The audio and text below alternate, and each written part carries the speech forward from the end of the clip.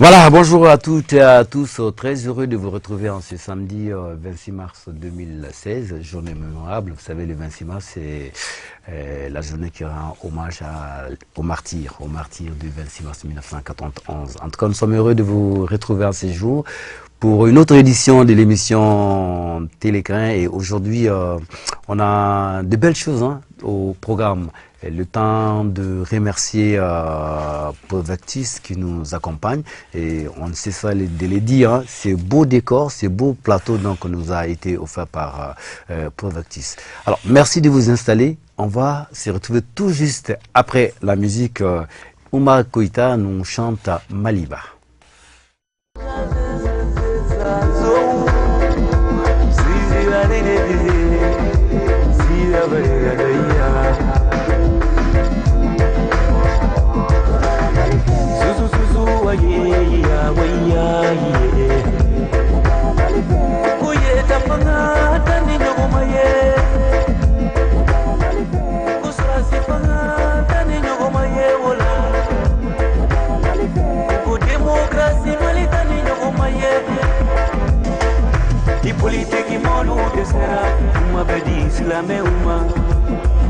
Islamé kumana kuma bedi chrétien ni chrétien kumana kuma bedi bamana luma ye oluma dese ye ne oluma dese mali islamé oluma dese mali chrétien luma dese ye ne kuma dese mali do soluma dese ene boye umadese mali silame umadese seye umadese mali kireche umadese suwe umadese mali bamana umadese seye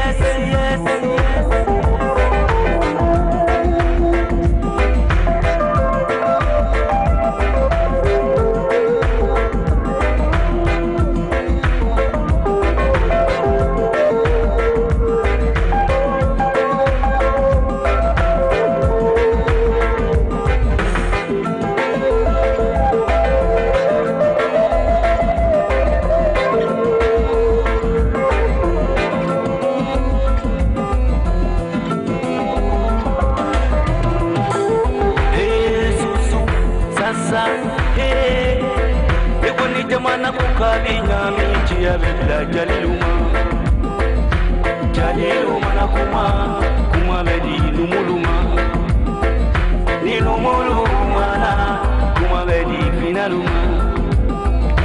finaluma na kuma bedi garankeluma iniga garanke badunde kuma bedi bulosuluma iye uluma dese ni kuluma dese mali jalilu madese madese mali finalu madese mali karagenu madese yene kumadese mali jalilu madese yene boya madese anga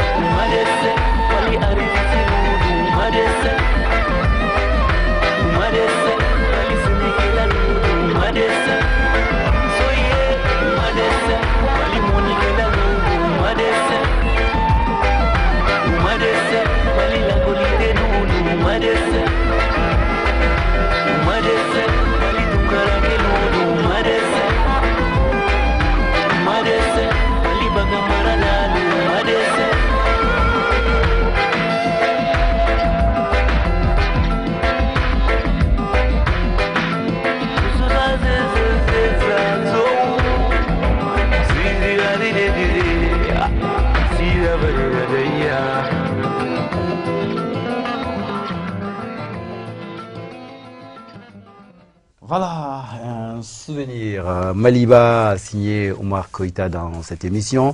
Alors, je sais que tout le monde maintenant est installé. Vous avez envie de savoir le programme de cette émission. Fousseni, bonjour. Bonjour à toi, Amadou Kodjo. La semaine, ça a été? Espérons que oui. Alors, de quoi sera fait l'émission d'aujourd'hui? Tu l'as dit avec brio dans ton speech introductif. Nous célébrons aujourd'hui une journée mémorable pour le Mali. 26 mars 1991, 26 mars 2016, c'est 25 ans d'un processus dont la jeunesse malienne a été à l'avant-garde en termes d'avènement, 25 ans de haut, 25 ans de bas. Alors nous avons jugé nécessaire d'ouvrir le débat au-delà des aspects folkloriques, au-delà des aspects festifs sur ce processus, notamment à travers son implication dans le développement de notre pays, aussi le rôle que la jeunesse a joué, les défis auxquels les jeunes sont confrontés aujourd'hui dans le cadre de ce processus et quelles peuvent être aujourd'hui les alternatives permettant aux jeunes de pouvoir jouer pleinement leur rôle dans ce processus démocratique. Donc c'est un aspect très important sur lequel nous discuterons aujourd'hui avec deux invités. Le premier, c'est M.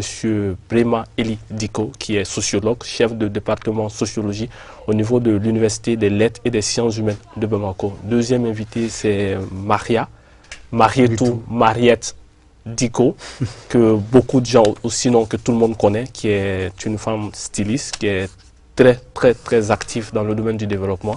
Ce qui est important avec cette dame, je pense que c'est quelqu'un qui avait toute la carrière dans le système des Nations Unies. Elle a claqué la porte après 16 ans. Après 16 ans d'expérience, elle a décidé de se lancer uniquement dans le secteur artisanal, notamment à travers la promotion des textiles maliens, à travers la promotion de la mode, de la culture malienne. Elle est aujourd'hui l'une des plus grandes ambassadrices du Mali en France, où elle anime beaucoup d'émissions sur les chaînes de télévision, où elle porte avec brio la culture malienne dans son ensemble. Voilà deux invités pour parler déjà de cette première partie. Et en deuxième partie, nous recevrons Nana Men que Thiam aime beaucoup et que nous adorons tous, qui viendra nous parler un peu de sa vie d'artiste. Nana Men, c'est une ancienne choreuse de Salif Keita, qui est aujourd'hui l'une des plus belles voix de l'Afrique. Elle viendra nous parler un peu de son genre musical, de son actualité, mais aussi des perspectives en la matière. Tété Junior, comme toujours, sera là pour casser l'ambiance. Voilà très rapidement Amadou Kodjo pour le programme de cette journée. Voilà, merci Campé, les deux cas, en tout cas, c'est croustillant, on va dire ainsi. Et on se retrouve tout juste après les jingles actu.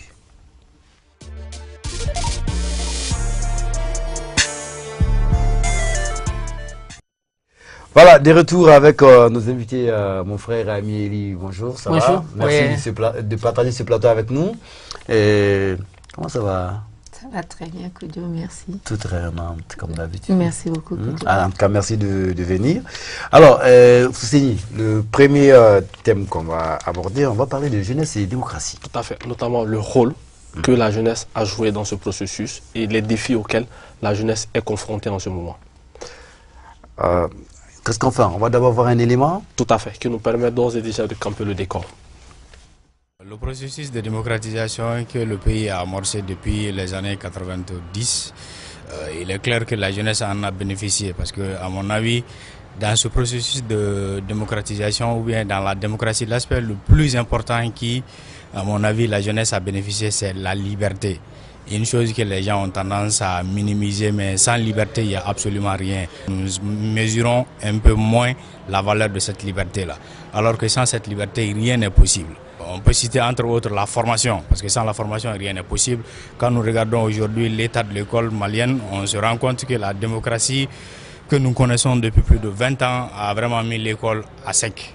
Quand nous regardons aussi les questions d'emploi jeune, la démocratie a faiblement joué aussi son rôle dans ce sens-là. Mais qu'à cela ne tienne, la jeunesse en bénéficie de la démocratie et elle a permis à la jeunesse aussi de se réaliser, ne serait-ce que du point de vue idéologique, du point de vue intellectuel. Cette question est très intéressante parce que quand on regarde le fait que les jeunes déjà composent presque la majorité de la population malienne, ils ont leur mot à dire et leur rôle à jouer pleinement dans cette démocratie-là. Donc je crois déjà que les problèmes qui s'opposent aux jeunes dans la démocratie, c'est l'accès déjà dans les partis politiques. Dans les partis politiques, la démocratie interne ne laisse pas la place aux jeunes d'exprimer leur voix. C'est-à-dire que notre société, comme elle est gérontocrate, elle favorise surtout les adultes. Et les jeunes, déjà, dû au fait qu'ils n'ont pas suffisamment d'argent pour se faire une certaine place dans les partis politiques, dû à leur âge aussi, n'accèdent pas aux ressources des partis politiques. Cette démocratie interne-là ne les avantage pas. L'autre point, c'est que dans un aspect global même de la démocratie, les jeunes ont été plus souvent utilisés au Mali comme bétail électoral.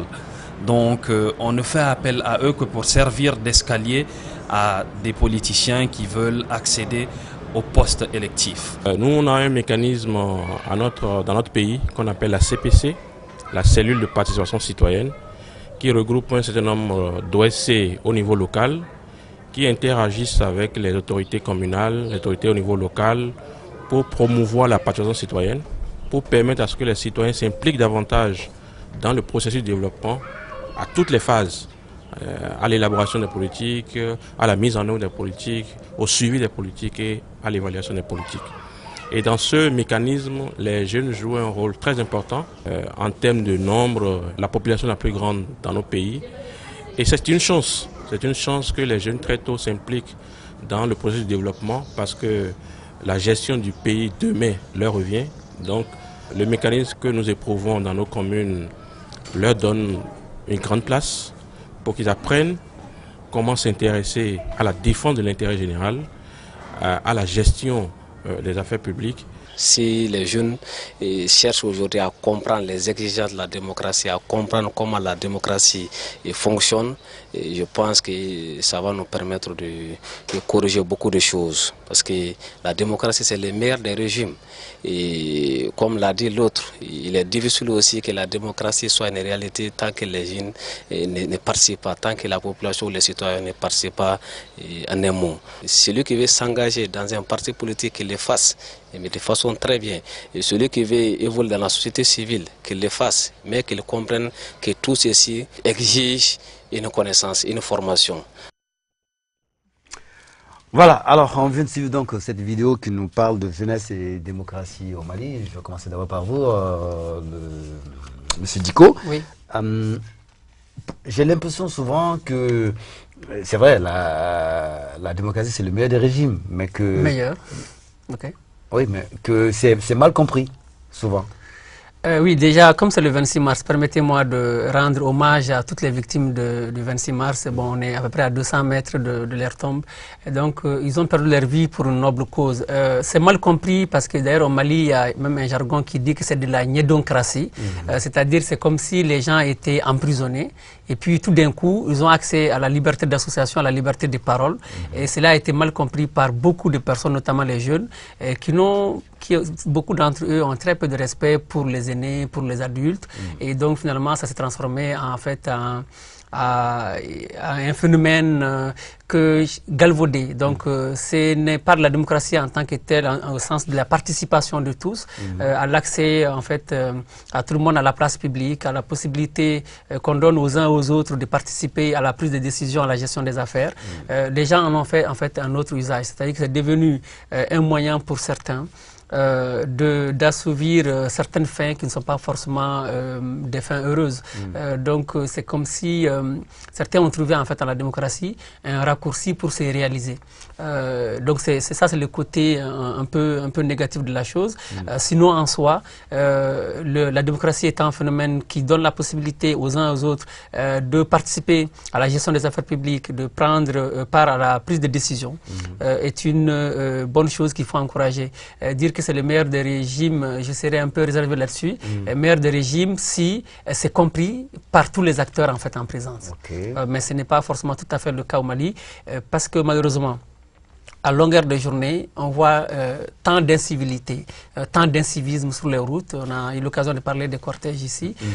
Quand on voit, même à l'école, les gens n'ont pas forcément le respect vis-à-vis de la chose publique. Selon certaines personnes, on a de beaux textes. On a de beaux textes, on les applique pas, on les respecte pas. Voilà, donc en fait, ça a été mal compris. Je pense que ça a été peut-être expliqué, mais il y a encore des efforts à faire pour expliquer davantage c'est quoi, comment en fait les gens doivent se comporter, quel est le rôle que chaque acteur doit jouer. Quelle est la place qui revient en fait aux jeunes? Et je pense que les jeunes ne l'ont pas forcément compris. Ils ont simplement compris que oui, donc on est dans un régime qui leur donne la possibilité de s'exprimer comme ils veulent, mais il faut s'exprimer peut-être avec retenue. Ça, ils n'ont pas compris. Nous, vous savez, nous sommes dans une société en fait patriarcale où c'est généralement le chef de famille qui a le dernier mot. Il peut consulter les uns et les autres, donc la femme et les jeunes, qui sont considérés comme ce qu'on appelle les cadets sociaux. Mais avec l'avènement de la démocratie, on a vu beaucoup de jeunes s'impliquer dans la vie politique et comme ils sont élus comme maires, comme députés, ils pensent que oui, donc ça leur donne des droits de remettre en cause certaines valeurs sociétales qui sont par exemple le respect de l'autre, le respect du bien public, etc., etc. Donc des choses qu'on pourra en fait aborder davantage. Voilà, Mariétou, vous avez suivi la vidéo et M. Diko vient de parler. Quelle est votre idée là-dessus? Parce que c'est vrai, surtout au niveau des jeunes aujourd'hui, et comme il a dit, hein, on n'a apparemment rien compris. Parce que vous avez l'incivisme, l'intolérance, la courtoisie. C'est des règles aujourd'hui au nom de la démocratie qu'on a foulé aux pieds. Je vous remercie, M. Amadou Kodio, et je remercie Brema Eli Diko, qui est mon frère, et ce jeune que je rencontre qui parle avec brio, qui a de l'avenir, je le sens parce que c'est un jeune, et nous fêtons aujourd'hui le 26 mars et nous parlons de démocratie et jeunesse. Permettez-moi de m'incliner devant la mort de tous ces martyrs-là. Je me souviens que quand je travaillais pour l'UNICEF, après les événements, je sortais, je prenais ma voiture pour faire le tour de la ville. Et je voyais les caniveaux pleins de sang. Et je rentrais chez moi, je pleurais. Je pleurais parce que je suis une mère. Je suis une femme, je suis une mère. Et permettez-moi de m'incliner plusieurs fois sur tous ces martyrs qui sont décédés pour la démocratie, par souci d'acquérir la démocratie, pour la jeunesse d'alors, d'avant, qui sont maintenant les vieux d'aujourd'hui, qui sont les gens de notre génération, un peu plus ou un peu moins. Et permettez-moi de m'incliner devant mon fils qui est décédé le 28 mars. Il aura 7 ans à côté du bon Dieu le 28 mars. Et le 26 mars aujourd'hui me rappelle qu'il y a des enfants, des femmes, des mères comme moi qui souffrent et qui, à cette date-là, pensent que c'est aujourd'hui que ça s'est passé. Je leur présente toutes mes condoléances les plus attristées. Je suis de tout cœur avec toutes les familles des défunts et surtout avec tante Aïssata Sissé, qui est ma tante, qui est ma maman, qui a perdu son enfant le 26 mars.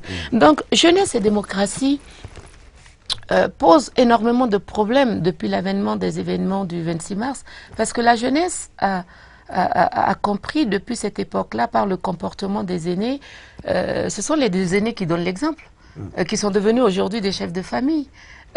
Quand la politique s'est introduite à l'école, et qu'on a mis les jeunes dans la rue pour parler de démocratie, ils n'ont pas compris que c'était un couteau à double tranchant, qu'il fallait maintenir l'éducation familiale, qu'il fallait maintenir le rôle du chef de famille et le rôle de la mère et des aînés. Comme ça l'était, comme nous, on nous l'a appris. Malheureusement, la faute n'est pas la faute des jeunes. La faute est la faute des mères, des pères, des parents, des aînés qui ont laissé les enfants s'exprimer de la mauvaise façon en confondant éducation à la maison et démocratie politique. Démocratie à la maison et démocratie politique, droits et devoirs doivent aller ensemble. C'est ça le problème de la jeunesse d'aujourd'hui. Ils n'ont plus eu d'exemple.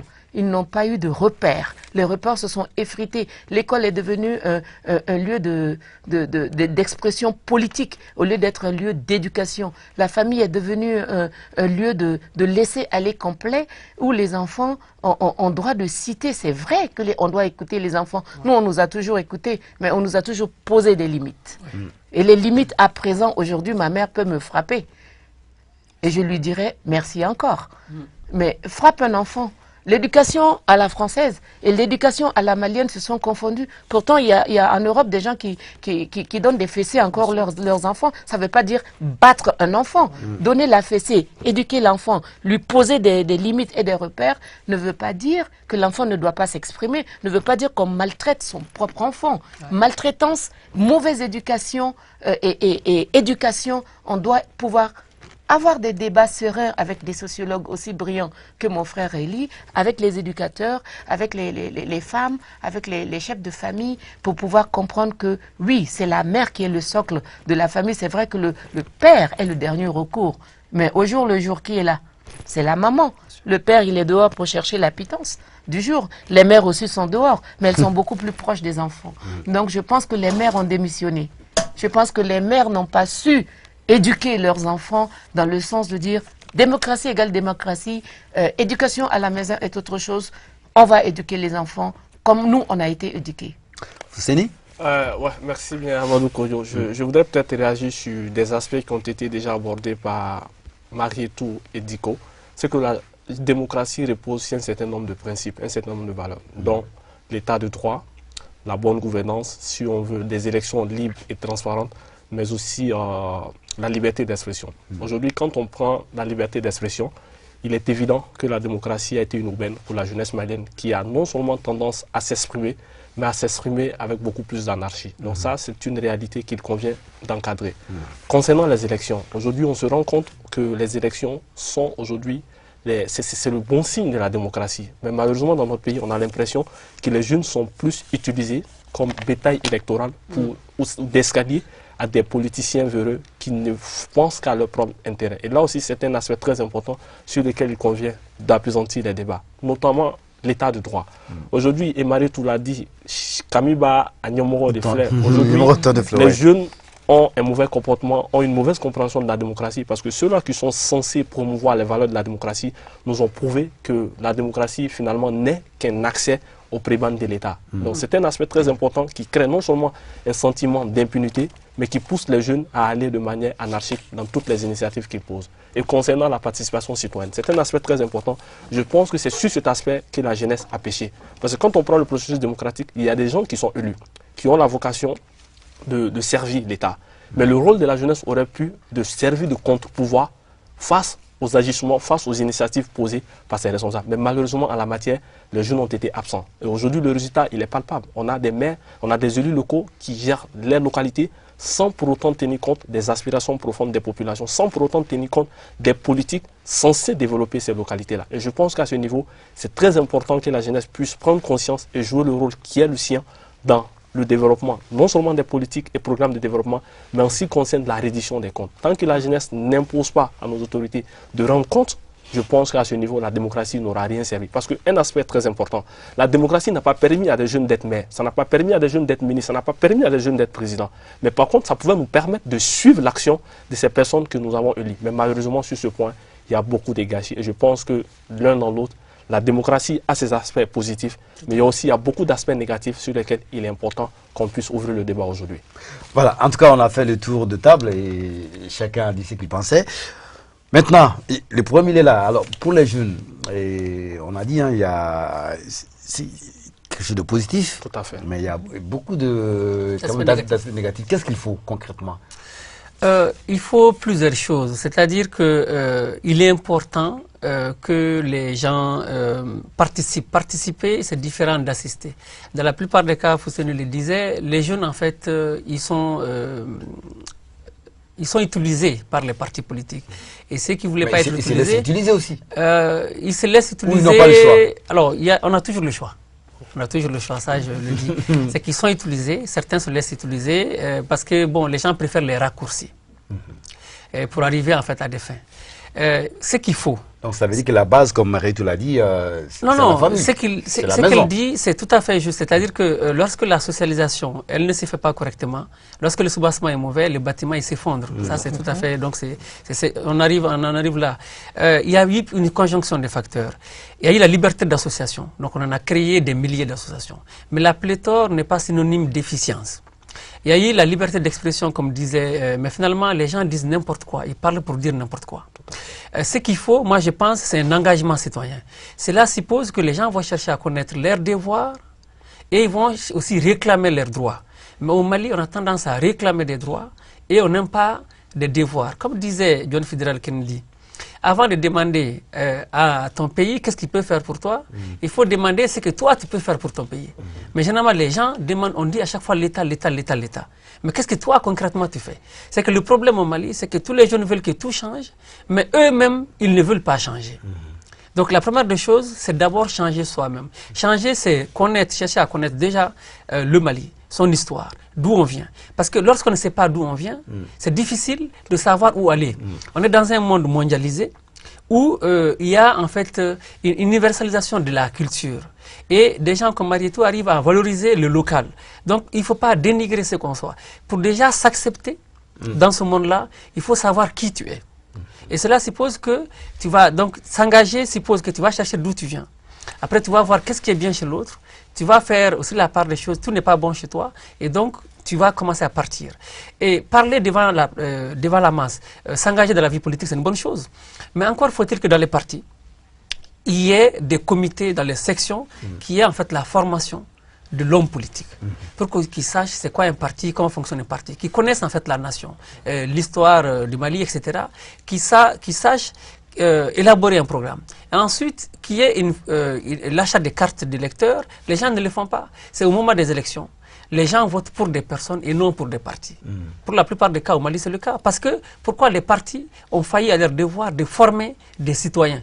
Et s'il y a des comités dans les quartiers, dans les communes, et que les gens sont formés à la vie du parti, à la vie de la nation, ils vont être des citoyens consciencieux, qui vont élaborer un programme de société.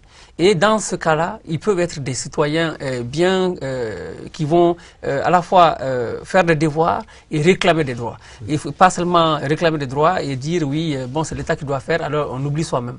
Donc l'autre chose, c'est, je pense, de revenir aux fondamentaux. C'est que c'est le respect de l'autre, c'est le respect du bien public. Beaucoup de Maliens qui travaillent dans le public arrivent à 9h, à 10h et prennent tout leur temps. C'est ce qu'ils pensent que c'est la démocratie, donc je peux faire ce que je veux, c'est mes droits. Mais dans le privé, personne n'ose venir en retard, parce qu'on sait qu'il y a la sanction. Ça veut dire que dans la démocratie, il ne faut pas oublier l'aspect qu'on a oublié au Mali, c'est la punition. C'est l'impunité qui fait que on a beaucoup d'avantages aujourd'hui. Parce qu'il y a l'impunité. Les gens pensent qu'on peut tout faire. Moi, je pense que si on réveillait certains martyrs du 26 mars, ils vont pleurer. Parce qu'ils ont perdu leur vie. Pour rien. Je ne dirais pas rien, parce que rien, c'est un gros mot. En tout cas, pour finalement très peu de choses. Parce que qu'est-ce qu'ils ont obtenu? C'est la liberté d'expression. C'est la vie associative. C'est finalement l'instauration d'un système où la mobilité sociale est possible. C'est-à-dire que le jeune peut finalement diriger les vieux. Mais ça, ils ont obtenu. Mais finalement, quand on regarde, ils ont combattu la mauvaise gouvernance, mais c'est elle qui se développe aujourd'hui. Ils ont combattu peut-être l'impunité, c'est ce qui est là aujourd'hui. Donc finalement, tout ce qu'ils ont combattu, c'est ce qui revient aujourd'hui. Si bien que on n'est pas très loin de l'anarchie. Parce qu'il y a dans la vie ce qu'on appelle la valeur de l'exemple. Lorsque celui qui est devant ne montre pas le bon chemin, ça ne peut pas marcher. On ne peut pas se contenter de l'adage qui dit « fais ce que je te dis de faire, mais ne fais pas ce que je fais ». Non, ça ne marche pas. Lorsqu'on est dans un processus, vous l'avez dit, c'est un processus, ça veut dire que c'est quelque chose qui prend énormément de temps. Nous devons, dans la démocratie, comprendre qu'il n'y a pas une démocratie, mais il y a des démocraties. Les démocraties, nous, on a des réalités culturelles. Nous sommes une mosaïque, mais c'est ce qui fait la beauté des tapis, comme disait Amadou Ampateba. Donc, on doit se ressourcer pour voir dans la démocratie qu'on nous a offert, qu'est-ce qu'on peut prendre et conjuguer avec ce qu'on a hérité et finalement avoir un système démocratique qui respecte les valeurs traditionnelles qui sont bonnes à garder, qui respecte la chose publique, qui respecte les aînés et qui fait que chacun a finalement la possibilité de participer à la chose publique, mais que chacun aussi sait où s'arrêter. C'est-à-dire qu'il ne faut pas qu'on oublie que nos libertés s'arrêtent là où commencent celles des autres. Et nous, c'est ce qu'on oublie. Donc on est dans les excès, en fait. Alors, Marietou et Elie viennent de relever cet tard. Aujourd'hui, 25 ans après, qu'est-ce qu'il faut pour qu'on puisse corriger quand même, revenir aux fondamentaux, et pour qu'on comprenne que c'est vrai, la démocratie, c'est normal, mais il y a quand même, comme il a dit, on a des limites. Tout à fait. Oui. C'est pas parce qu'on est démocrate que on peut se permettre tout. Qu'est-ce qu'il faut? Mais ce qu'il faut, c'est d'abord une formation à la base. Qui doit former?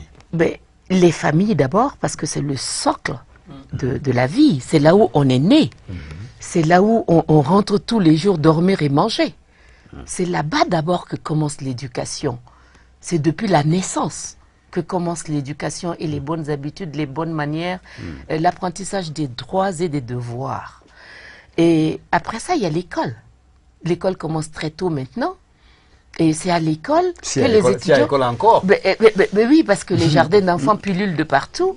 Mais en fait, les jardins d'enfants, est-ce que les États, les gouvernants, essayent de voir comment ces jardins d'enfants-là fonctionnent?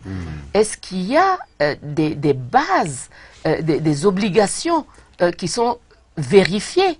Et si ce n'est pas vérifié, de fermer ces jardins d'enfants, parce que les enfants ne vont pas là-bas pour s'amuser, dormir, manger et les maltraiter, parce que ça se voit aussi. Les enfants vont là-bas pour être éduqués. C'est l'éducation de base. Et après cela, après l'école, il y a le collège, il y a le lycée, il y a l'université. Et dans le cursus scolaire des enfants, de la jeunesse, il doit y avoir cette formation que nous avons reçue, la formation civique. L'éducation civique et morale. Comment, l'éducation civique et morale, comment respecter la chose publique? Quand on a des droits, on a aussi des devoirs. Il faut les enseigner.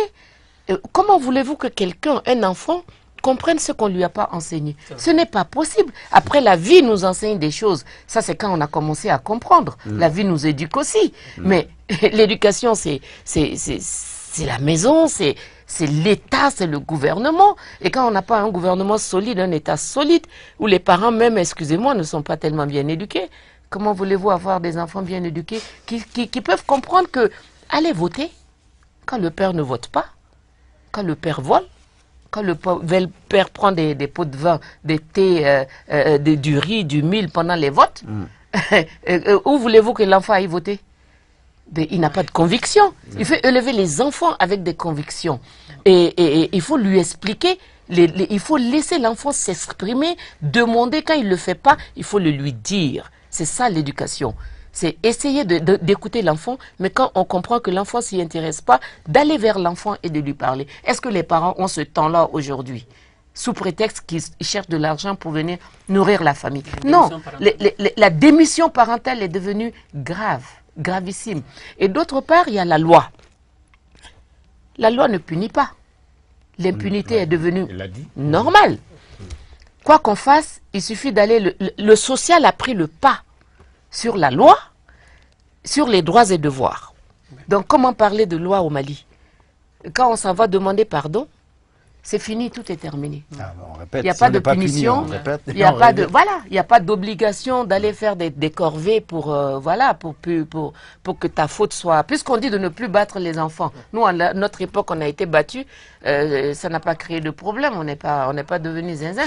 Mais on dit de ne plus taper les enfants, je suis d'accord, il ne faut pas les taper. Mais qu'est-ce qu'il faut mettre à la place? C'est l'éducation, c'est les limites, les punitions, il faut savoir être sévère au lieu de taper. Je suis totalement d'accord. Mais maintenant, pour le vote, pour le côté purement politique, les politiques jouent un rôle tellement important dans l'éducation des jeunes vers la démocratie, dans la démocratie, que c'est incroyable de voir les hommes politiques se conduire avec cette jeunesse-là, en leur donnant des facilités, en leur promettant des facilités, parce qu'eux-mêmes, ils sont venus là facilement.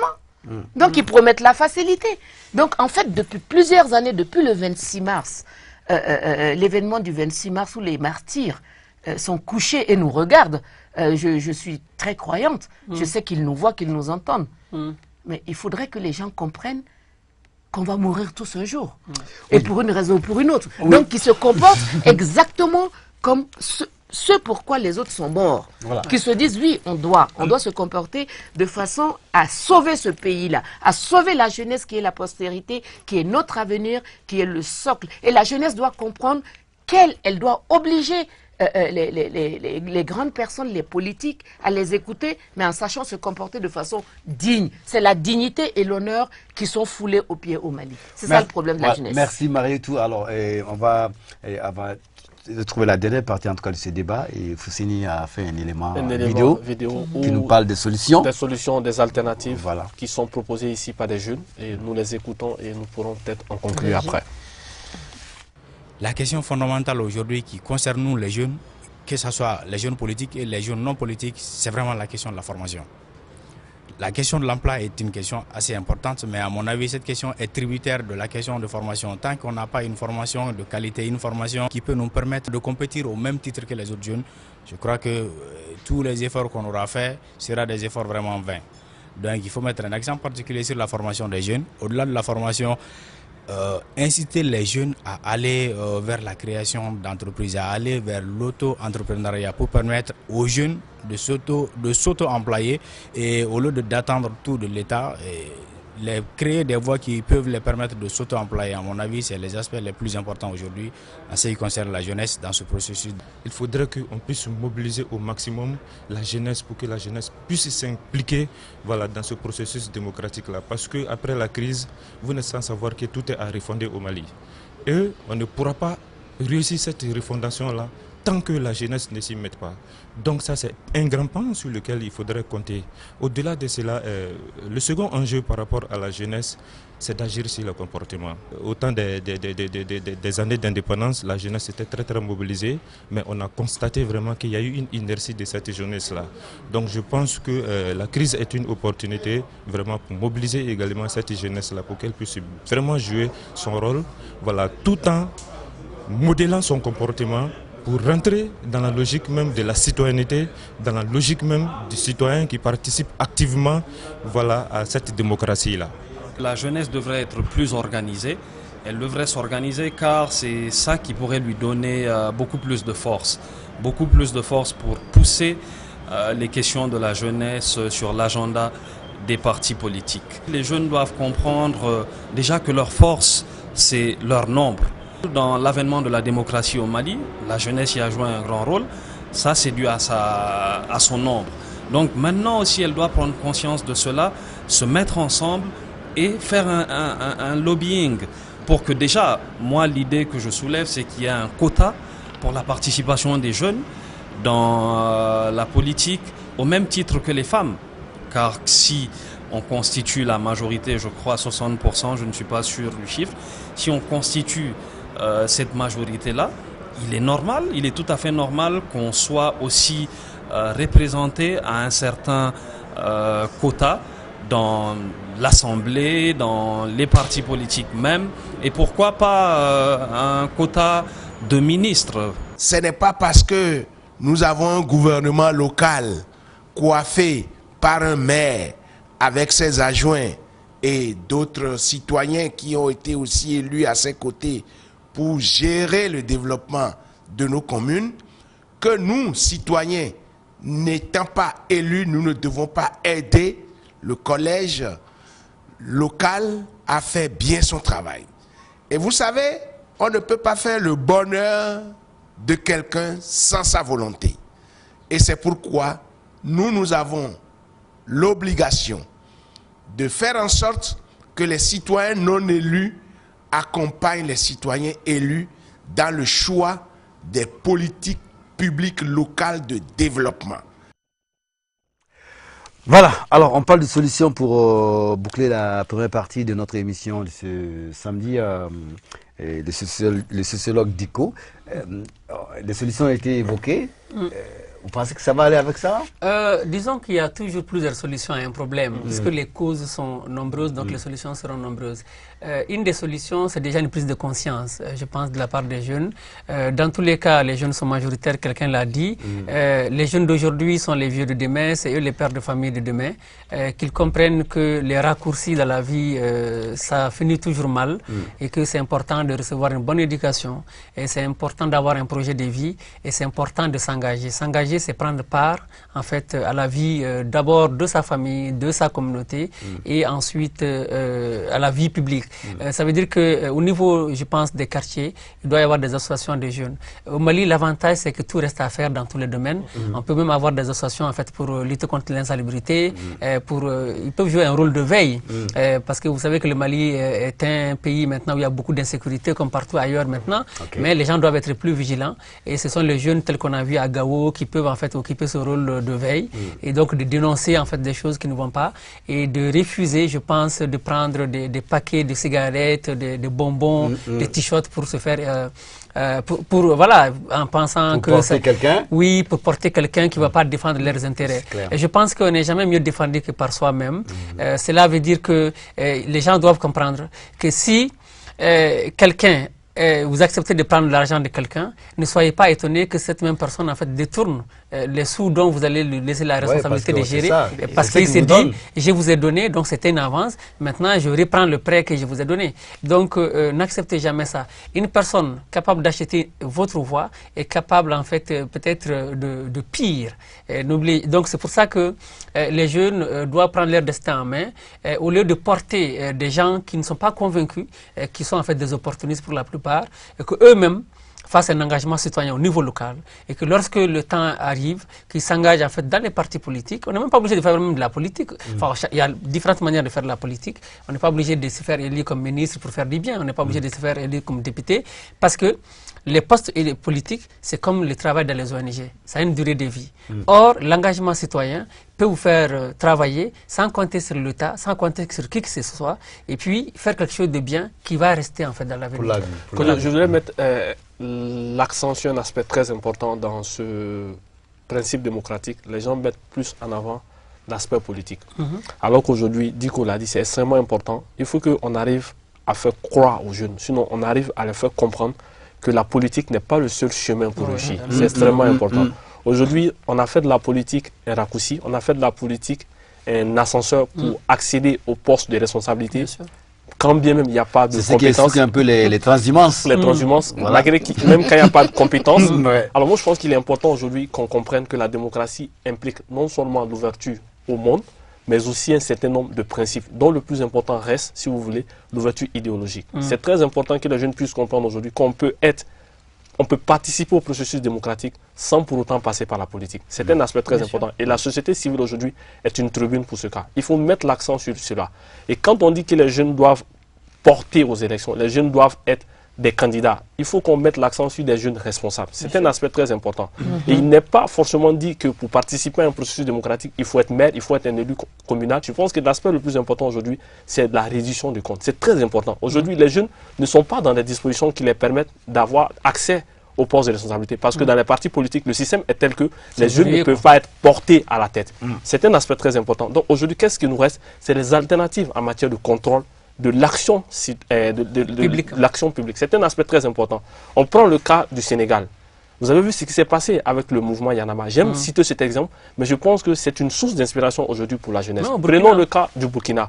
Prenons le cas récemment de la France avec le débat sur le droit du travail. Vous avez vu que le gouvernement a fléchi dès lors que l'UNEF, qui est l'unité, le syndicat étudiant, s'est impliqué dans la danse. Moi, je pense que c'est de cette jeunesse responsable dont on a besoin aujourd'hui. Pas forcément une jeunesse qui participe en tant qu'acteur de développement, mais en tant qu'acteur du changement. C'est un aspect très important sur lequel il faut mettre l'accent. Voilà, on va clore ces débats, cette première partie par vous, madame. Merci, merci, honneur aux dames. Voilà, ouais. Merci. Vous n'avez pas oublié le 8 mars alors. Oui, on est toujours au mois de mars, voilà. D'accord. Moi, je suis tout à fait d'accord avec ce que mon petit frère et mon fils ont dit. Mais je voudrais signaler une chose, c'est que la responsabilité de la jeunesse est tellement importante. Parce que ce que les jeunes veulent et ce qu'ils initient, les parents y adhèrent. Parce qu'on ne peut pas aimer plus autre chose que son enfant. La jeunesse a une responsabilité sur... Et il y a plusieurs jeunesses. Il y a cette jeunesse dorée dont les parents sont en général des politiques qui sont arrivés là par beaucoup de moyens à ne pas citer.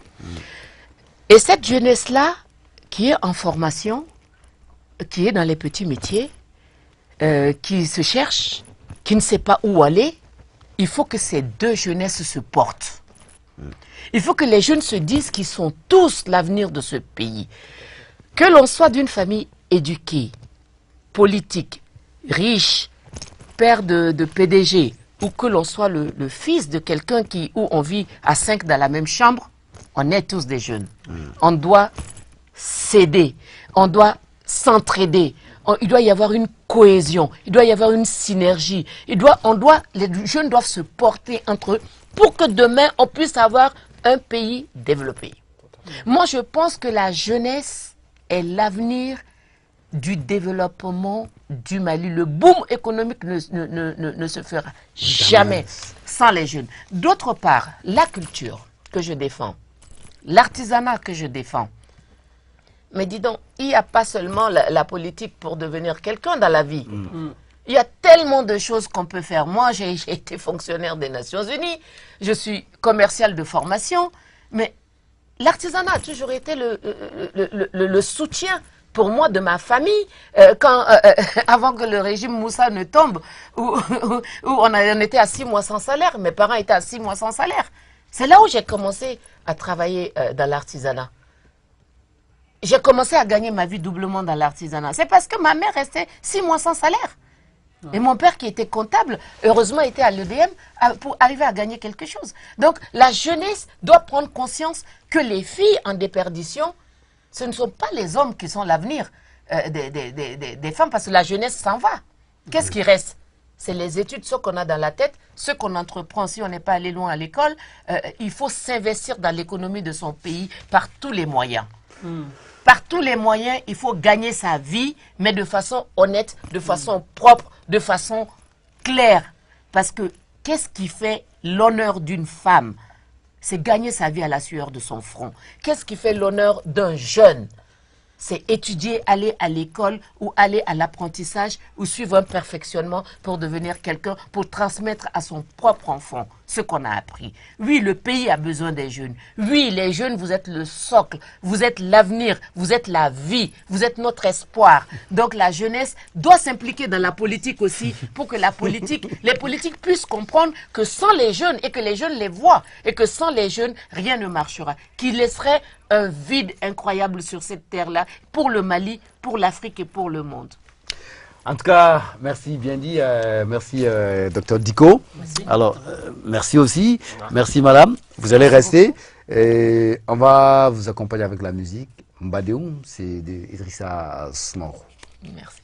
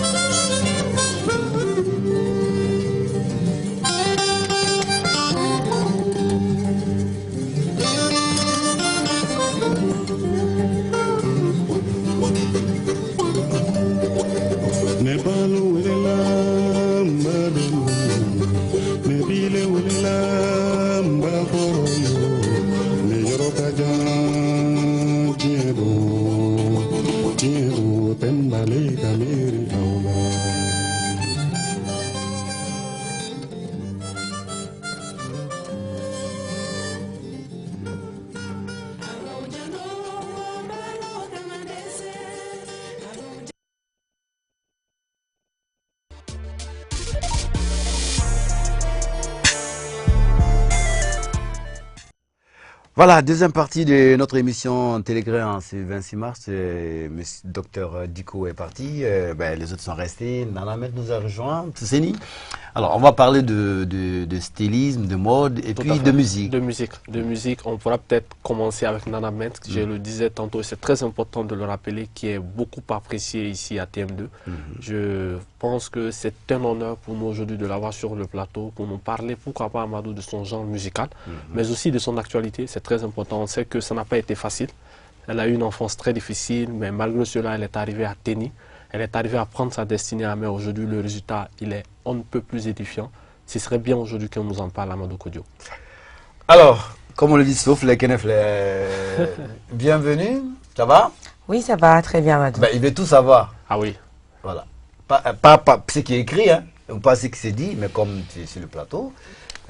Qui est Nana, comment tu es arrivé à la musique, le processus jusqu'à aujourd'hui. Tout à fait. Très bien, ça m'a fait plaisir. Tu dis pas bonjour à Tanti d'abord? Bonjour à Tanti Marie, déjà pour commencer. Mais oui, on parlait de l'éducation en plus. Voilà, ouais. Ah, tu as vu? Non, on s'est déjà vu dans les loges. Oui, on s'est déjà vu dans les loges, ouais. Mais quand même. Alors, c'est moi, Nana Kouyaté, la fille de Feu Fodé, artiste chanteur, musicien, malien, et la fille de Feu Djaminatou Kouyaté. Bon, à la base, je suis griotte. Dans notre caste, on est griot, on est chanteur, parolier griot, et voilà quoi. D'accord. Mais le déclic avec la musique, parce qu'on peut naître d'une famille de griots, oui, mais ne pas avoir le talent que vous avez aujourd'hui. Alors, oui, le déclic est parti d'où? C'est-à-dire, c'est quelque chose que j'ai toujours aimé. Okay. Je suis une passionnée de la musique en fait, surtout de la musique moderne, africaine. Je suis une passionnée de la musique et j'écoute tout le monde. Il va sans dire que vous avez beaucoup appris aussi de Salif Keita. Il n'y a pas que lui.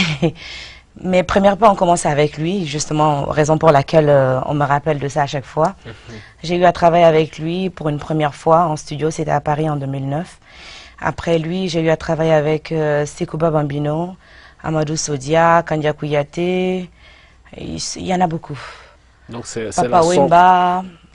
C'est la somme de ces expériences qui donnent le résultat qu'on a aujourd'hui. Oui, tout à fait.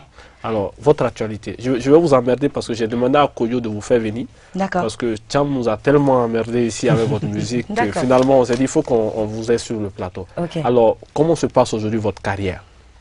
Ça se passe très bien, visiblement. Et en ce moment, je suis à Bamako pour la promotion de mon nouvel album qui va sortir d'ici peu, qui est prévu pour le mois de mai, Inch'Allah, si Dieu le veut bien. Je suis là pour ça et en même temps, je tourne avec d'autres groupes de temps à autre, si j'ai rien à faire. Marietou, vous suivez un peu sa carrière musicale? Malheureusement non, mais j'ai eu la chance de la rencontrer dans les loges à Ivry, quand Salif est venu jouer pour Ivry. J'étais avec mon ami et frère Cheikh Tidjane Seck. J'ai tenu à aller saluer Salif que j'aime beaucoup. Mais j'étais subjuguée par son père, Fodé, dont la musique encore ouvre mes défilés. Quand je défile à Paris, qui parle du Mali, qui parle de belles choses du Mali avec un amour tellement profond et qui, chaque fois qu'il me voyait en public, venait ne me connaissant même pas parce que je ne suis pas dans ce milieu du tout. On n'a jamais chanté mon nom, je crois que ça ne se fera même pas. Parce qu'il Bakilui. Alors là, il n'aime pas entendre ça. Hein? Oui, mais j'ai pas d'argent, donc. ATT Junior va le faire. Voilà. Donc, franchement, c'est parce que Wari Tembolo.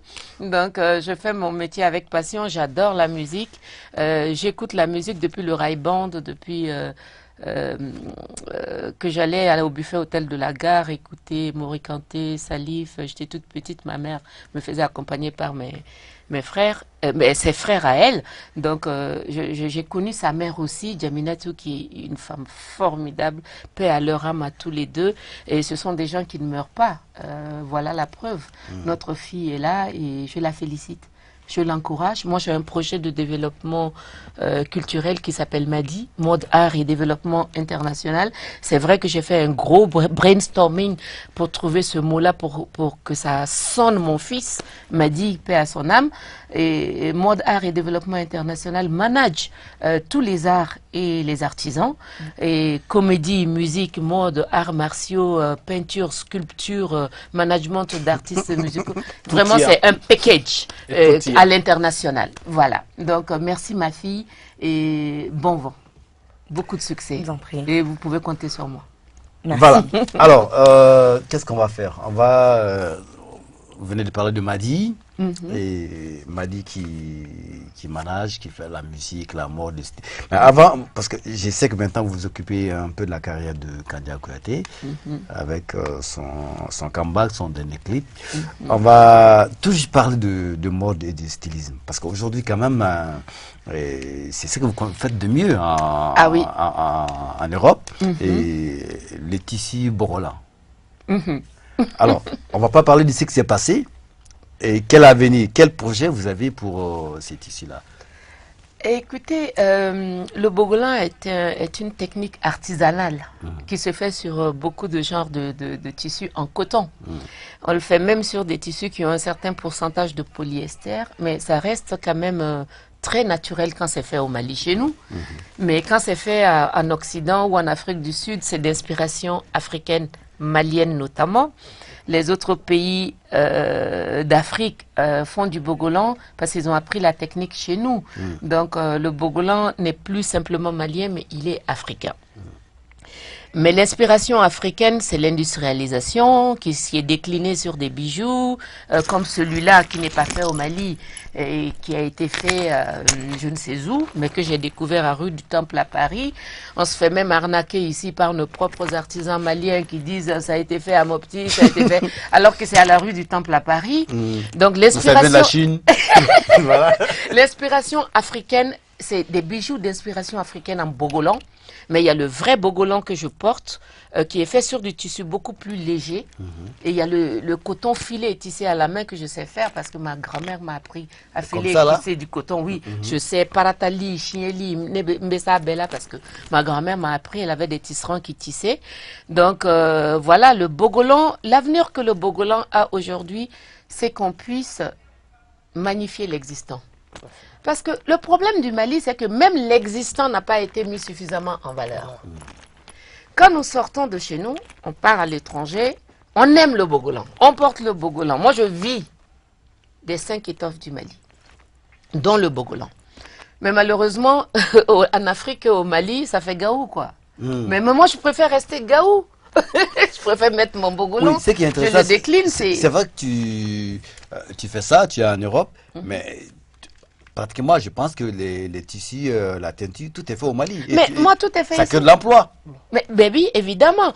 Non seulement ça crée de l'emploi, ça aide parce qu'il y a une chaîne de métiers de la mode, de métiers de l'artisanat. C'est une chaîne du fabricant, de celui qui fait le tissu, de la Comatex. Ça, c'est les crétones et les popelines de la Comatex. Donc, ça vient de l'usine à la base. Et après, c'est travaillé à la main. Mais il y a des vendeurs, il y a les fabricants, il y a les revendeurs. Il y a en fait des intermédiaires dans la vente. Jusqu'à nous qui transformions l'étoffe et qui en faisons des tenues. Moi, je porte un simple pagne. Hein. C'est le pagne traditionnel normal que je porte même en Europe, aux États-Unis, partout où je vais. Je mets mon pagne, je mets un bustier européen et je mets mon écharpe et ça passe très bien partout. Donc, il faut que nous nous réapproprions le port de nos vêtements, que nous puissions demander aux créateurs de mode, que nous ayons ce sursaut citoyen, ce protectionnisme de notre économie, de notre artisanat, du développement et de la promotion de notre artisanat pour porter nos bogolans et exiger que les créateurs de mode soient non seulement bons dans le design, mais dans la confection. Parce que les normes internationales de couture font la différence. Les gens, il y a beaucoup de tailleurs, les métiers de la mode maintenant, tout le monde est styliste, tout le monde est créateur de mode. Le petit tailleur du coin qui vient de la Côte d'Ivoire, et ça aussi c'est un gros problème, quand les gens viennent du Sénégal ou de la Côte d'Ivoire, on dit qu'ils cousent mieux que les Maliens, mais ils viennent apprendre chez nous. Parce que chez eux, ils n'ont pas réussi. Ils viennent apprendre chez nous, il faut le dire.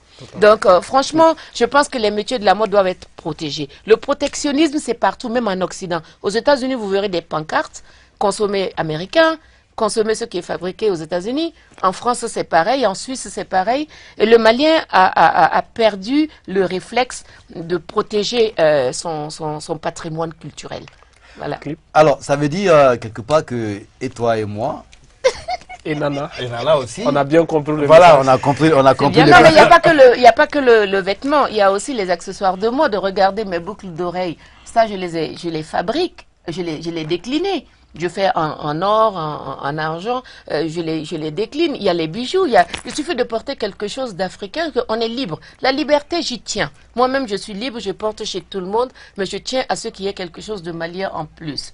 Parce que on ne peut pas développer son économie, on ne peut pas dire qu'on est vraiment patriote et oublier sa culture. Et oublier le développement de son pays, ça n'a pas de sens. Et le développement n'est pas que dans les mots, c'est dans les actes. Voilà, alors, ton actu, c'est quoi? Vous rentrez du Massa avec Kandia qui tourne, tu la manages. On va regarder un bout de clip d'une des dernières productions de Kandia Kouyaté. Merci.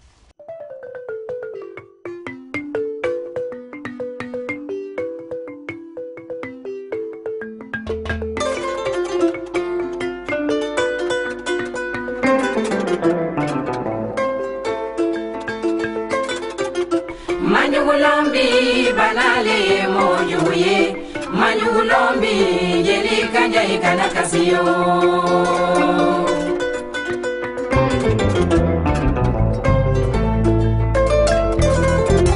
Ne Manyugulombi banale mojuye Manyugulombi jeli kanja ikana kasiyo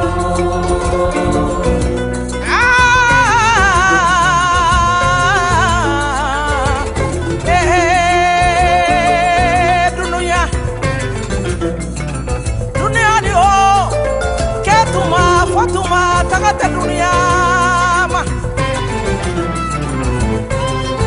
ni amiri dunia la kana miri kuno na karabi mafele maghfa alhamdulillah arabil alamin alhamdulillah kathira alhamdulillah kabiru alhamdulillah arabil alamin betalo bila masayemi bebarika bilala masamianda Kabari kabila la jatigi jumanu ye kabari kabila masakelu ye kabari kabila Maroc ye kabari kabila Europe ye kabari kabila Afrique ye Mali jat. Voilà, Kandia qui est de retour, tu t'occupes maintenant un peu de sa carrière. C'était le Massa, après vous avez détourné. Parle-nous un peu de ce comeback là rapidement et puis des projets avec Kandia. Écoutez, Kandia, le comeback de Kandia, j'ai dû vraiment pousser parce que Kandia avait déjà enregistré depuis 2011. Et malheureusement, son producteur, Silla, paix à son âme, est décédé. Et j'ai demandé à l'héritière qui s'est intéressée au travail de son père, qu'il faut nécessairement que le CD soit là. Donc, avec beaucoup de peine, on a réussi à sortir le CD. Moi, j'étais aux États-Unis, donc Kandia a été très courageuse encore une fois. Elle a accepté tous les aléas, elle a même réalisé un clip. Et donc, l'album est arrivé un jour très douloureux. C'était sur Londres et Paris. C'était le 13 novembre à Paris où il y a eu les attentats du Bataclan, paix à l'âme des défunts. Donc, ça a pris un peu de temps. Et on a commencé à signer des contrats. Donc, quand il y a une vingtaine de concerts, dont 10 vraiment signés, nous avons eu le Massa. C'était sa toute première sortie qu'on a offert au Massa. On a eu à faire une très belle prestation. Moi, en fait, c'est la mode, comme tu l'as dit, Kodjo, c'est la mode qui soutient tout ça. C'est justement pour faire briller ma mode que je me suis mise dans le management je manageais déjà des artisans pendant tous les corps de métier, pendant les foires, salons et expositions. Mais manager la musique, c'est par Kandia, c'est par amour pour Kandia. Parce que cette dame-là m'a enrichi. Je faisais tous ces vêtements. On s'est soutenus mutuellement dans le bonheur et dans le malheur. Nous avons eu tous les deux de grands malheurs. Elle, c'est réversible. Moi, c'est irréversible. C'est le décès de mon fils. Et elle, c'est réversible parce qu'elle est là. Elle est là, il faut la soutenir et la magnifier. Et donc, au Massa, on a eu un succès fou.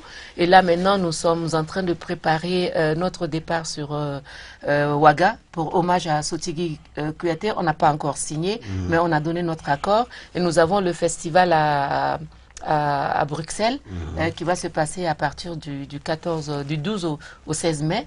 À partir du 14 mai, on est à Bruxelles et nous avons 20 concerts, dont 10 fermement signés à partir de juillet-août.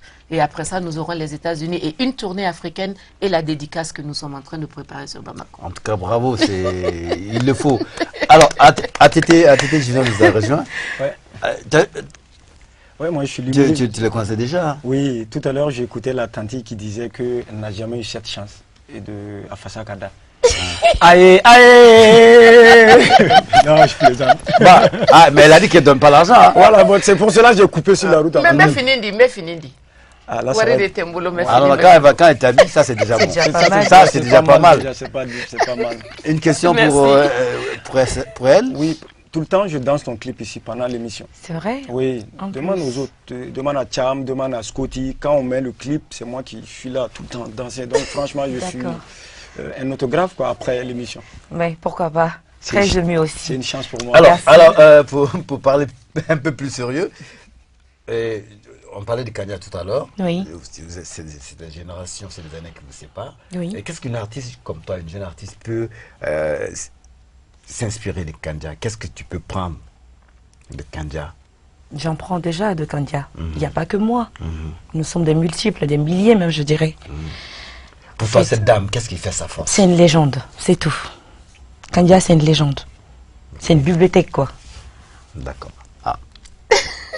Kandia, c'est autre chose. Kandia, c'est une autre dimension. Kandia, c'est l'amour du métier, c'est l'honneur, la dignité. En fait, je l'ai dit parce qu'on a une jeune génération de chanteuses au Mali qui souvent cherchent loin. Parce que moi, je dis aujourd'hui, le Mali, c'est un pays où le patrimoine culturel malien a déjà des chansons standards. C'est comme un grenier. Je pense que c'est à chacun de prendre un panier et de modifier, rajouter. Non, il s'éloigne, tout le monde s'éloigne les gens ne le font pas, du beau, du profond. Voilà, au lieu de chercher trop loin, parce que j'ai eu à le dire ici, il y a 5 ans, j'ai rencontré Youssou à Paris. Il m'a dit, mon inspiration musicale, c'est le Mali. J'ai puisé ça du Mali. Comme beaucoup d'autres. Et alors qu'aujourd'hui, on voit, et d'ailleurs, ça sera l'objet d'une émission, la jeune génération de cantatrices maliennes qui sont tombées dans des excès où on se bat pour rien au lieu de travailler pour avancer. Qui s'égarent. Voilà. On laisse carrément la route. Donc c'était un peu ça en fait. Les personnes comme Kandia, comme celle qui est décédée il n'y a pas longtemps, Bako Dagnon, c'est des écoles. Et le répertoire musical malien regorge de grandes chansons. Moi aujourd'hui j'aurais voulu entendre des jeunes qui reprennent, même ceux qui font le rap, des chansons comme Tara, Douga, qu'on peut adapter à toutes les sauces.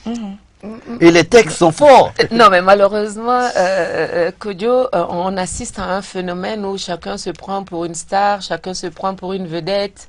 Dès qu'on chante, on est à la télé avec Kodjo, on devient une vedette et on oublie d'où on vient.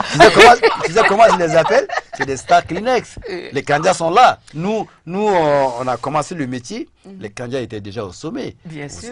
Mais jusque-là, elles sont là, elles sont respectées. Malgré la maladie. C'est le travail, je pense. Le travail continue. Et le grain est toujours là. Et pour la comédie, excusez-moi, moi j'ai un projet, le projet Madi soutient les comédiens. Habib Dambélé Gimba est un ami personnel. J'étais à ses journées culturelles, je lui dis bonjour et lui en rend hommage. C'est mon prince, Habib Dambélé. Et la comédie fait partie aussi de mon projet Madi. Et sérieux en étant sérieux, sans être sérieux, être sérieux, c'est ça la comédie. Donc, franchement, j'ai beaucoup de respect pour le métier et j'ai beaucoup de respect pour ATT Junior. Et je serai là si vous avez besoin de moi. Le seul lieu là maintenant, ça m'a fait plaisir. J'aime bien. Et la chemise, elle est promise. Je peux même le faire en français. C'est pas un contrat. Chevalier, tu vois. Non, même en anglais aussi. Hein. Mais après, plus tard. Alors, Nana, on va finir par toi. Tu es là depuis un bout de temps. Oui, qu'est-ce que tu fais de bien? Parce que quand même, après 10 ans, on rentre au pays, c'est que tu es allé de Bamako très tôt, tu avais 16 ans, je pense. Oui, 17 ans. 17 ans. Ouais. Voilà, ça n'a pas été facile, mais c'est ça aussi la vie, parce qu'on le disait tout à l'heure. Parce que c'est les étapes. C'est vrai que, comme on dit, la souffrance nous sert de leçon, c'est des expériences. Oui, tout à fait. Aujourd'hui, alhamdoulilah, on va dire. Mais bon, écoute, sans assistance, tu es arrivé à là où tu voulais. Donc, pas vraiment.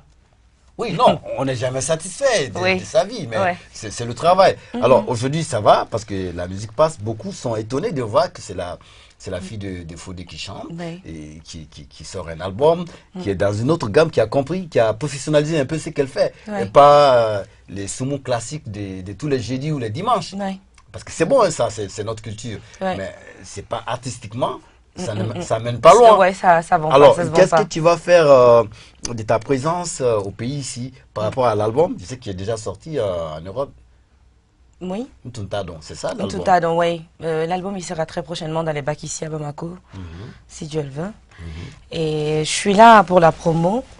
En même temps, montrer aussi certaines capacités que j'ai, que beaucoup d'autres personnes ne savent pas. C'est-à-dire, c'est quoi? La musique malienne en tant que telle, le traditionnel. Parce que quand on dit tout de suite à la télé, Nana Monte, beaucoup ont tendance à comprendre, bon, c'est peut-être une jeune artiste. Elle n'est même pas malienne, peut-être. Elle n'est pas malienne. Le nom Mente. Elle est assez moderne. Voilà. Les gens me trouvent assez moderne et tout, pourtant pas. Je sais. Tu sais faire le sumo? Très bien, j'en fais. Tu as appris ça où? Parce que tu es parti il y a 17 ans quand même. J'ai appris ça avec ma mère. C'est avec ça d'abord que j'ai commencé. Ok, tu me surprends? Oui. En fait, aller en France, c'était une manière pour moi de m'exprimer dans la musique. Parce que je ne pouvais pas le pratiquer étant ici à Bamako, vu qu'on m'en empêchait. Mes parents, ils n'ont jamais souhaité à ce que je devienne une chanteuse, ni le grand frère à mon papa, qui est beaucoup musulman. Et je ne suis pas trop... Bon, ne reviens pas Marie-toi, on va laisser cette affaire. C'est sensible ça, on va laisser ça. J'ai pas envie de rentrer dans son domaine. Bon, peut-être qu'il va me suivre. Et voilà. L'amour sera toujours là. Voilà. Alors, un peu de temps là, parce qu'il y a une dame qui m'a demandé, ça fait quoi, 2 mois, 3 mois quand le clip arrivait. Il dit, le jour où tu rencontres Nana, tu lui demandes comment elle fait son make-up, son maquillage. Oui. Bon, vous savez, quand chacun retient quelque chose. Voilà. Qu'est-ce qui est ton secret par rapport à ton make-up, ton maquillage? Parce que pour elle, ça t'a réussi. Bon, moi, je ne sais pas, je suis un homme, je ne sais pas comment ça s'est fait. D'accord. Bon, les maquillages, bon, ça dépend. Ça peut plaire à d'autres comme ça ne peut pas plaire. C'est quelque chose que j'aime beaucoup aussi. Mais je ne suis pas maquilleuse à la base. Mais j'aime beaucoup. J'aime beaucoup les maquillages. Et j'essaye toujours d'apprendre. Et je me maquille aussi en fonction de ce que je mets. Alors, qu'est-ce qui est un maquillage réussi? Écoutez, c'est le naturel qui est le plus réussi.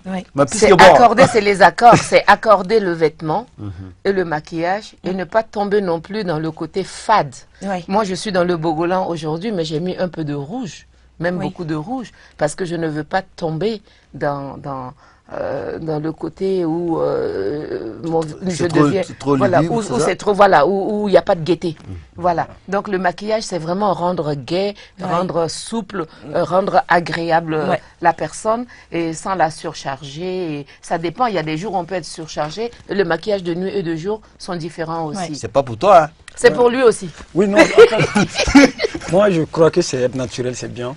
Et surtout, un message, Kodjo, rapidement. Oui. Acheter son album, pas que dans les portables. Vraiment. Ça les arrange pas. Merci. Merci beaucoup. En tout cas, merci, merci Maëtou, merci à Tété Junior. Et merci Nana. Merci les enfants. On va finir avec Dianamo, c'est... Celui ou celle que j'aime. Oui. C'est acoustique. Oui, tout à fait. Qui t'accompagne? Gimba, c'est un jeune frère à moi. Gimba Kouyaté. Gimba Kouyaté, oui. Ouais, le fils à Mama Kouyaté et de Madamba. C'est le petit-fils à Adjeli Baba. Il est Batroussé, tout comme moi, voilà. Il t'accompagne dans... Il m'accompagne dans tout l'album. Dans tout l'album, du début jusqu'à la fin. D'accord. En tout cas, ça a été aussi un plateau de rencontre. Et une chance aussi pour vous de rencontrer aussi les autres comme moi, tout le monde. Bon, moi, les autres, c'est pas... Bon, c'est pas une chance parce que nous vivons dans la même sphère. C'est des personnes que je connais depuis. Et moi, je vis culture. Non, mais c'est plaisanter. Moi, c'est juste plaisanter.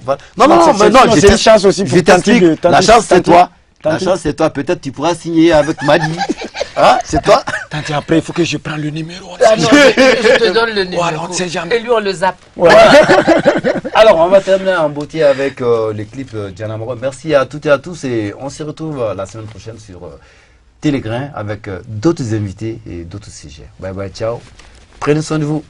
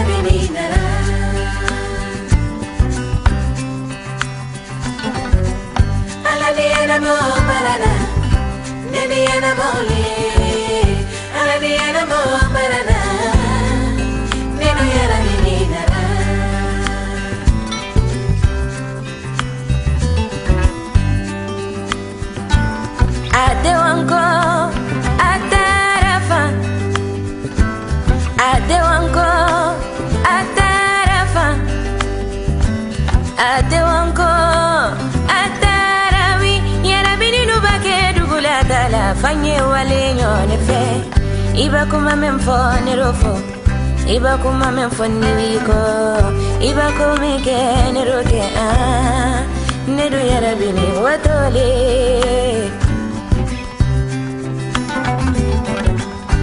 Kono mo kela wale fe menalo ye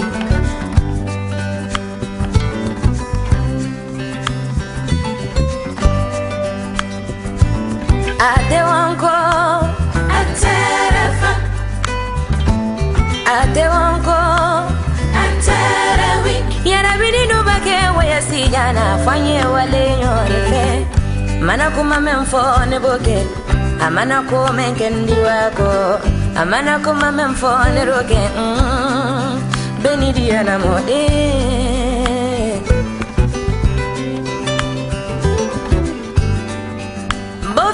Konotonye kanu fenye konoton mimani kanu dunyara tela wo kanu ite toro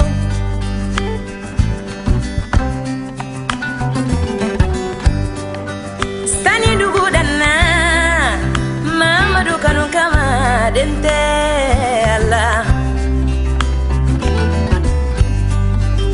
alaleno alaleno alaleno monote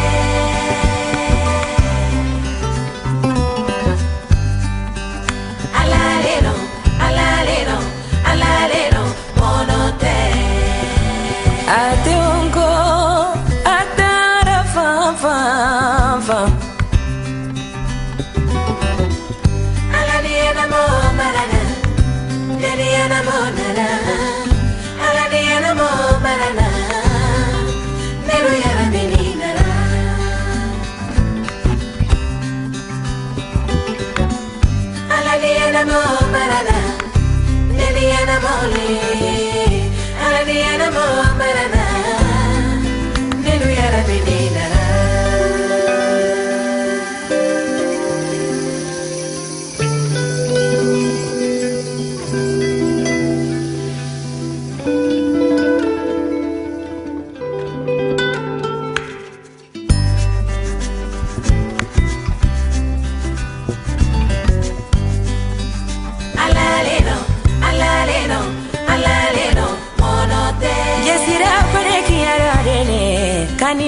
Zuaina yara gufaru alaleno alaleno monote mari mari kiyara dene tantinya no zuaina nadiko alaleno alaleno alaleno monote baba ni kone halala dene jenaba yana zuaina funi yorgo